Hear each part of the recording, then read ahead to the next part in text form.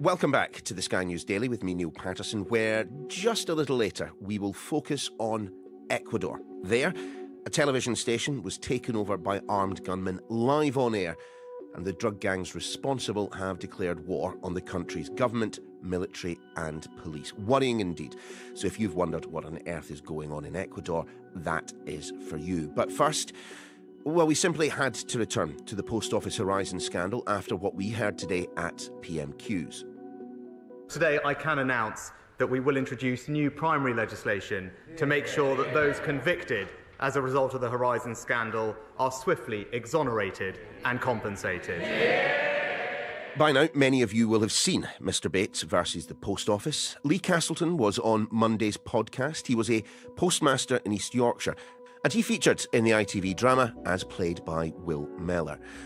Now, Lee was made bankrupt after his Horizon system showed shortfalls of £25,000, yet he had tried to call those responsible more than 90 times to say he thought the software had to be faulty. Certainly a starter, and very appreciative. I do worry about certain aspects of it, but it's been a really long journey. It's been nearly 20 years for me, and it's important to the victims to keep moving forward. The £75,000 GLO interim payment will be met with great happy tidings for many of the group, but I just wish we could get some finality, really. Also joining us, Brian Glick, editor of Computer Weekly. They broke the story back in 2009 and have covered it extensively in the years since.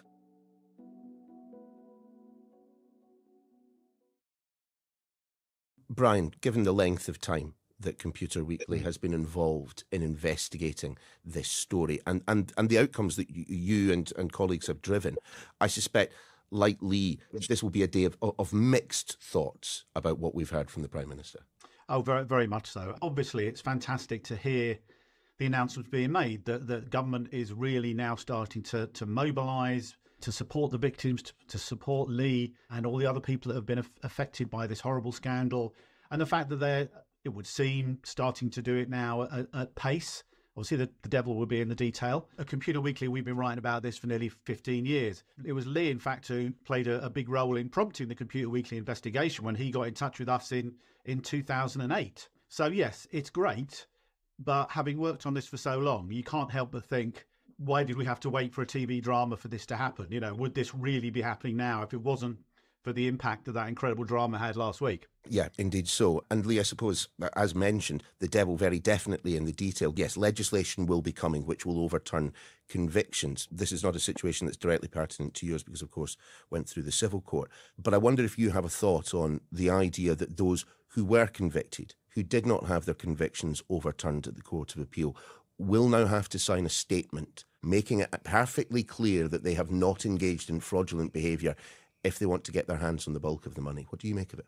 Yeah, I'm quite upset about it, really, for friends that have been victims of this, because if I was to say to you, there was 100 people in a room, potentially 2 of them were thieves, and the other 98 weren't, but they've all signed a piece of paper to say that they didn't take anything. I think you're all tied with that same brush, and I think that's terrible. I think that's an awful thing, and I worry that would be always held on someone's shoulder. And having been through the journey that all of us have been through as victims, I think it's not a great look, really. It's not a great look. I think to have that caveat in there is not sympathetic. What about you, Brian? Listening to Kevin Hollinrake, the Post Office Minister, answering that urgent question in the House earlier on today, it felt to me like he was spending an awful lot of time referencing the vanishingly small number of cases that potentially could have been accurate convictions on this basis. But I suppose the question is, if, as we know, thanks to the ITV series and thanks to the work done by Computer Weekly, so much of the evidence has now been destroyed, whether any of those convictions, the real convictions, would even stand up anyway. So much of the evidence that's come out in the public inquiry over recent months has gone so far beyond just the idea that flaws in Horizon, that in the IT system, led to the convictions of Leah and others. There is so much evidence to suggest that many, most, maybe even all of these convictions would be considered unsafe if they were looked at in a court now. We've had evidence of egregious post office behaviour where they have knowingly and willfully withheld evidence from some of the cases against sub postmasters, where they have not followed legal procedures correctly in bringing cases, where they have charged people of fraud without evidence to support fraud, purely so that they can use that fraud charge as a means of plea bargaining with them to get a lesser guilty plea. And isn't it more than that, Brian? We now know, you've spoken to software engineers working at Fujitsu at the time who knew that this piece of work was not cutting the mustard, was not up to scratch. And yet, for some financial reasons, and there was a pretty big financial imperative on Fujitsu at the time, they decided to keep going with the plan. Just to give it a little bit of context at the time, this was 1999 when it was first started being rolled out. And at the time, Horizon was the largest non-military IT project in Europe, something that Fujitsu and the Post Office were very proud of. And if you go back in history to that time, there were a lot of big public sector IT disasters going on in that time. So it's, sadly, looking back, not that unusual to think that software was being developed that wasn't up to scratch. Now, what was different here was that processes were not put in place in order to address those flaws adequately.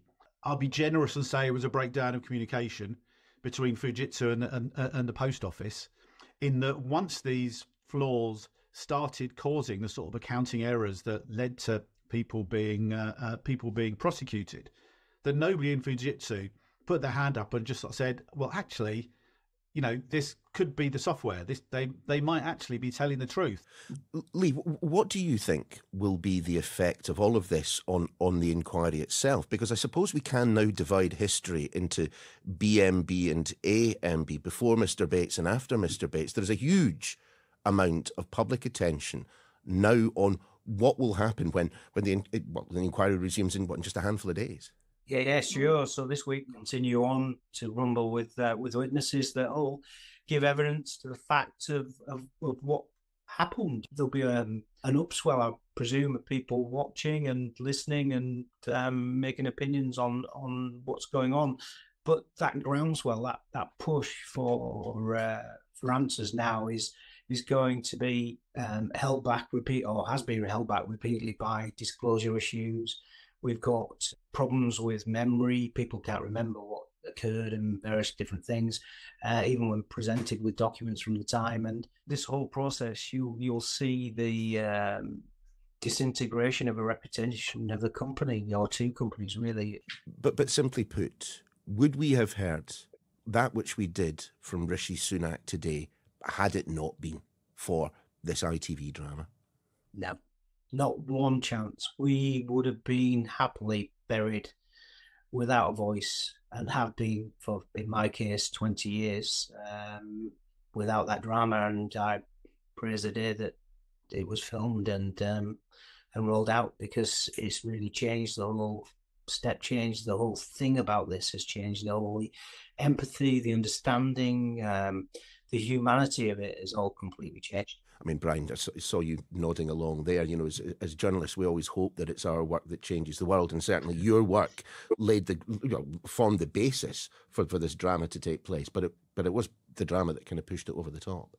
Oh, absolutely. There is absolutely no way that if you were the producer of that drama and you decided, let's put it on in the third week of January instead of the first week of January, there's no way they'd be sitting here now saying, oh no, our drama's been ruined because Rishi Sunak has come out today and made this announcement. It just wouldn't have happened. Now, in the circumstances that we're talking about, people will see the logic in it, but doesn't it set something of a dangerous precedent for politicians to be intervening in this way? I can understand why Kevin Hollingray, when he was making that announcement, was caveating some of what he was saying.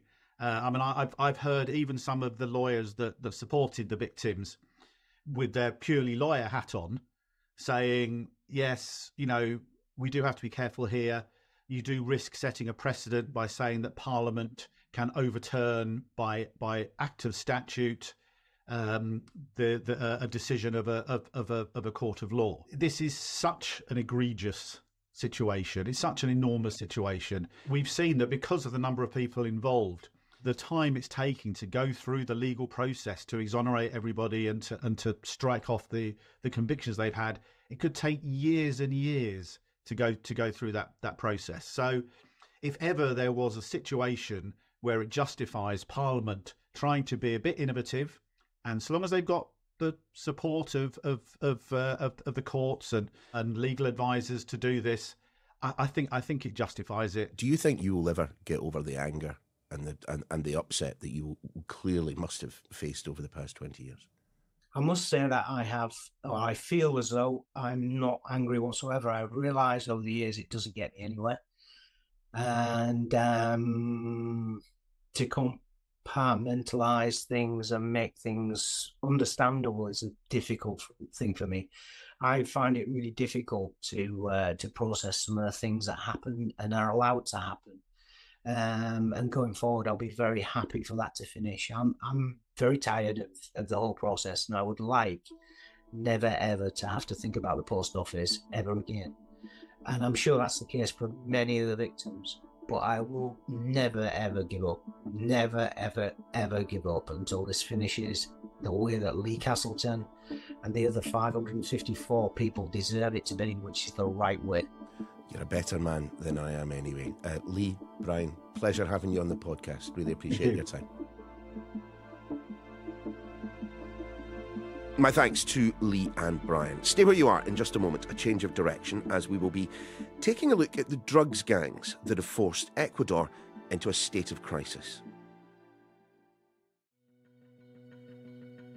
Welcome back. On Tuesday, those tuning in to watch the news on Ecuador's TCTV station got a little more than the headlines.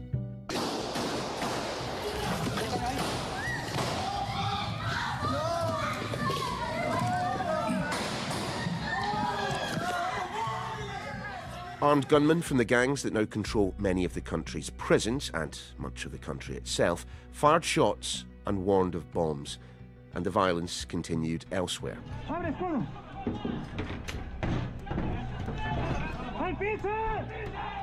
Riots at 6 of the country's jails followed the escape from custody of Adolfo Macias, known as Fito, leader of the notorious and dangerous Los Choneros drugs cartel. The country's president, Daniel Noboa, announced a state of emergency and that 22 drugs gangs would now be classed as terrorist groups. He dado disposiciones claras y precisas a los mandos militares y policiales para que intervengan en el control de las cárceles. Lo que vivimos es una muestra. The drugs gangs then declared war on President Noboa. So just how did Ecuador become like this? Professor Christopher Sabatini is a Latin America expert at the Chatham House think tank. Christopher, great to have you on the podcast. Thank you. I might be being daft, but I have to admit that I would not have associated Ecuador with the type of violence that we saw yesterday, nor indeed the drugs trade that appears to be fueling the violence there. Has Ecuador descended into chaos of late? That's not daft. That's exactly right. There are historical reasons to be surprised about what's going on. Ecuador, as Ecuadorians used to say, were spared the civil wars and even the narcotics criminal violence that surrounded them, primarily in Colombia and Peru, even during the 70s and 80s, when it really became rampant. But what's happened recently has changed that dynamic. First of all, you've had a peace agreement in Colombia, which brought several elements, not all of them, out of the jungles and back to the political system. Many of those elements had been engaged in narcotics trafficking or extortion of criminal groups. And that opened up the territory for the Colombian military to be able to reassert state control over those areas. And then in Peru, you had a guerrilla movement called Sendero Luminoso, the Shining Path, as well as narcotics traffickers. But the government there, too, has been relatively successful in controlling those territories. So what you have along both of those countries' borders is Ecuador, with very porous borders in that area, which was underprepared for this, not having had the historical legacy and experience of battling guerrilla groups or narcotics traffickers. Its military was underprepared. Its police were under-resourced. And then in addition, in the early 2000s, then President Rafael Correa of Ecuador closed down a U.S. naval base in Manta. And that naval base was being used to basically monitor narcotics trafficking and other illicit activities across the borders. So this became really sort of prime real estate, if you will, for illicit groups from the surrounding countries. In addition, though, you've also had, and this is what's important to understand, this is not just a South America issue. You had Mexican cartels then moved into that area. You have Albanian organized crime and other organized crime units that have moved into Ecuador. So Ecuador's problem is not just Ecuador specific. It is a global problem. Clearly, in the last couple of years, as the government has moved to take on these criminal groups, we've seen them fight back. As you saw, the grisly explosion of violence and the near declaration of war by these criminal groups on January 9th. So to what extent, then, is the violence that we've seen over the past 24, 48 hours, and it's certainly not limited to that assault, that very dramatic assault on the TV station, to what extent is that linked directly to the escape from prison in Guayaquil of Fito, Adolfo Macias, the leader of one of those groups, perhaps even the most dangerous group operating inside Ecuador, Los Choneros? I would take it even a little bit before that. In 6 of the prisons in Ecuador, the criminals run the prison. They have their own access to networks. They have cell phone connections. They even have gambling access in those areas. Clearly a representation not just of the inability of the Ecuadorian government to control the prisons, but also the corruption within the prison guards and the police that allow this to occur. Since 2021, for example, more than 400 prisoners have been killed in those prisons because of inter-gang warfare. And in 2023, last year in the summer, one of the presidential candidates, Villavicencio, named a number of the criminal groups and declared basically that he was going to, if elected president, was going to take them on. That earned him an assassination. He was killed. And then 6 of the people who were accused of that assassination, some of whom were Colombians, by the way, were then killed in prison. So there is a real sense of lawlessness. But within this, of course, as you mentioned, there has been a slow creeping invasion, if you will, of institutions within the Ecuadorian state, including the police. The escape, as you mentioned, of Adolfo Macias, Fito Macias, it looks quite likely that he was tipped off, that he was about to be moved to a maximum security prison. There had been a prisoner also who escaped from a maximum security prison.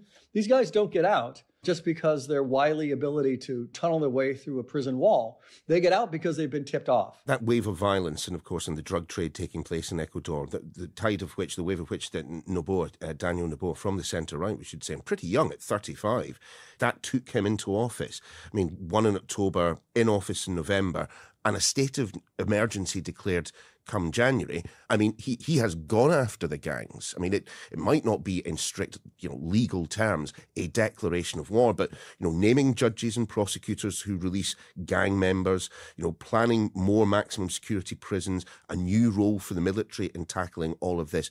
I mean, he might not have said the words, but he near as damn it declared war on the gangs, didn't he? Gangs declared war on him when he issued a state of emergency a few days ago with the original escape of the prisoner. And what happened then is this was a declaration of sort of counter-declaration of war by the criminal gangs. But what President Noboa has done is he's basically named 22 gangs and also is saying that he's going to call out, as you mentioned, the justices and the prosecutors who, give them an easy ride.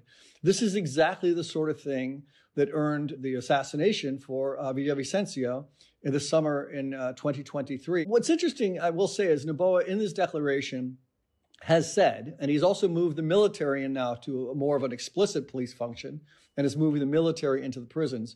What he has done is that he said that this will occur under international human rights law. Now, that's going to be difficult. These are, nefarious and ugly gangs. But it's interesting that he's not giving the military carte blanche to do whatever it wants. He's responding, I think, with a fair amount of equanimity, given the legitimate sense of insecurity and fear that citizens have. The actions on January 9th demonstrate that these gangs are not going to accept any sorts of encroachment on their freedom of mobility and association. Is this because Noboa is genuinely having a significant detrimental effect on the power of these criminal gangs to ply their trade, or is it that they simply anticipate that coming? I think they anticipate that a tougher time is going to come. Noboa has only been in office since November 23rd. The campaign for the president, which occurred in 2023, the central issue was insecurity, given what had happened, given the prison riots, given of course, the assassination of one of the candidates, there was a real sense that citizens wanted a response. And in fact, Noboa was was the lesser of the hardline candidates. There was one candidate who was a former military officer who was calling for real iron-fisted strategy. Noboa was really promising to address the issue of crime, both through greater security, but also through addressing issues of unemployment, poverty, and social mobility. But of course, this forces his hand to do something that's much more tough and much more reactive to the security needs of its citizens. What's funny, Neil, is that the playbook that we saw on January 9th is very similar to the playbook that the militaries have used in the 1970s and 80s during coup attempts or coups in Latin America. They seized the public media, they seized a university, they sort of tried to instill general fear. This is not an unusual tactic, sadly, within Latin American politics that we've seen over the past, couple decades. There is another international dimension, surely, which is that Ecuador does have borders.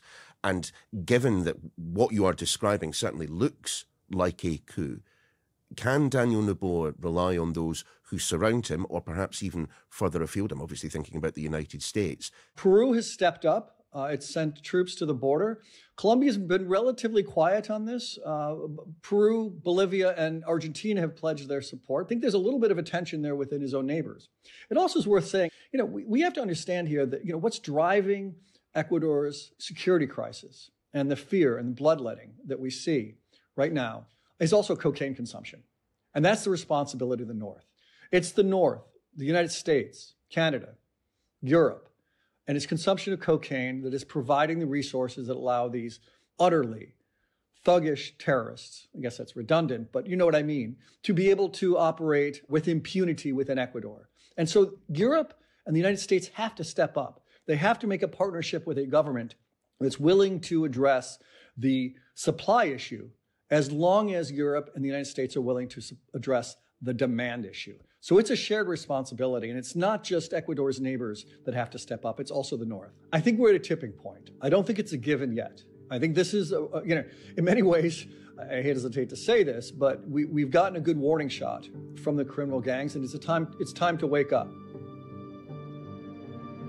And that is a lot for this edition of The Daily. We will be back again tomorrow.